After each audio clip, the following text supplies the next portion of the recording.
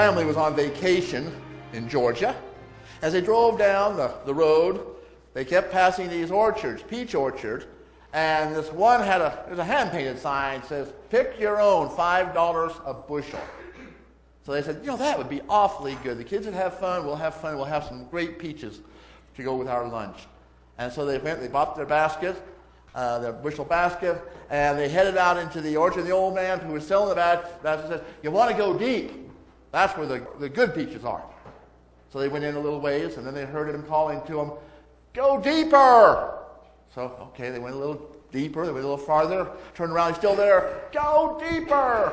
So they pushed on into the middle of it, and he's still standing at the edge, and he's going, "Go deeper." Well, they did.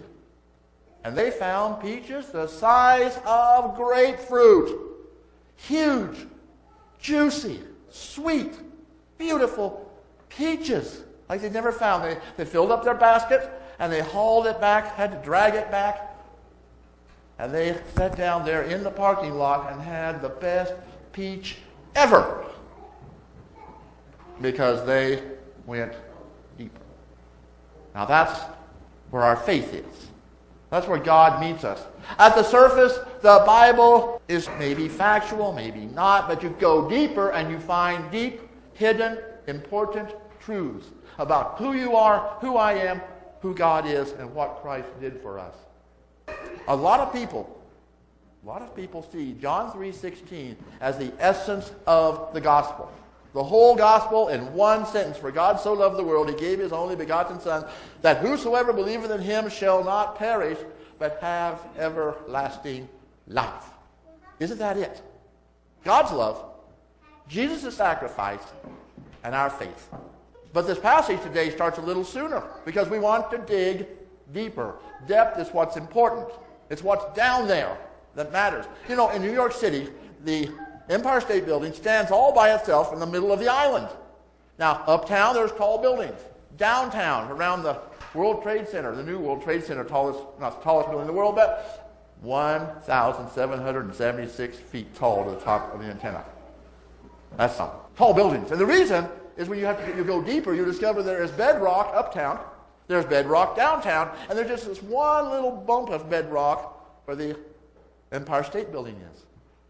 It's kind of an anomaly. It's kind of out there. But you don't know why until you dig deeper. The height of the building is based on the bedrock it is situated on. Digging deeper. What is the bedrock of today's passage? Why is that important to know? Well, John starts this passage we read with back in the days of Moses.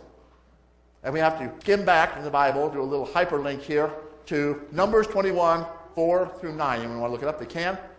Basically what happened was across the desert, the people of Israel, the children of Israel, did what they do so often. They whined and they complained. I call it days of whining Moses.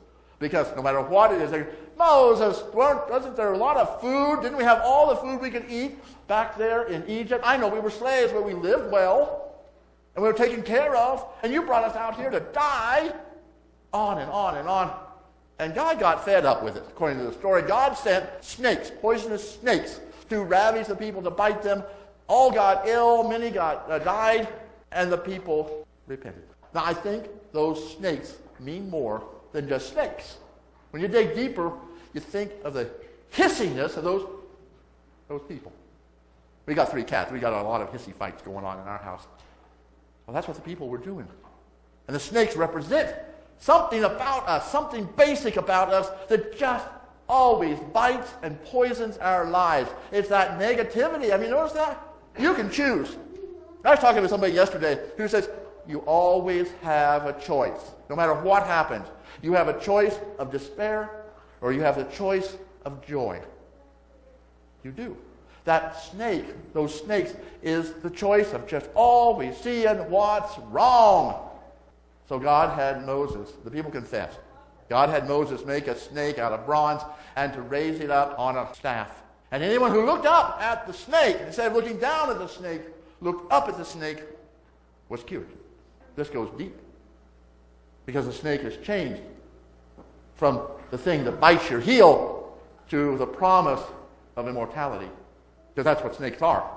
They are a promise of immortality because they shed their skin, they become new, reborn. And we see snakes as a danger because of their fangs, and we see snakes as a promise when we look up and see God in them. Now this is what John has gone back to. He goes back to Numbers, reads this story, and says, even as Moses lifted up the snake, the Son of Man will be lifted up, that whoever believes in him should not perish, but have everlasting life. When we just watch the world, I like it in the funeral service, it's one of the passages in the prayer, says, lift our eyes from the shadows of earth and let us see the light of eternity. Lift our eyes to Christ on the cross. That is the shadow of earth, if there ever is any. That is a sign of pain and death and what we would normally call despair, and yet it is the promise of the light. Promise of the light. Go deeper. God sent not his Son into the world to condemn the world. We've already had the snakes. We're born with the snakes. Darn snakes. They talk us into munching down the fruit of the tree of knowledge of good and evil. The snake is our egos. Have you figured that out yet? It's our part of us that learns. We make value judgments, and we have to, because none of us could keep our job or do what needs to be done if we couldn't make good decisions. We have to. We have to learn. We have to project.